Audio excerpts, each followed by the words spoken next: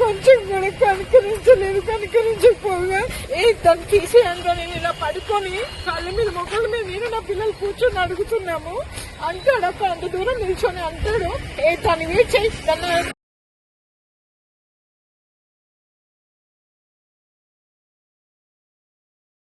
నేను అసలు తీసుకోలేకపోతున్నా సార్. చెప్పండి, తను అట్లా కొట్టారు, డ్యూటీ చేసుకొని కష్టం చేసుకొని బతికే వాళ్ళం మేము. రేపటి నుంచి ఎలా కష్టం చేశాను సార్, నా పిల్లల్ని నన్ను ఎలా సాగుతాడు చెప్పండి.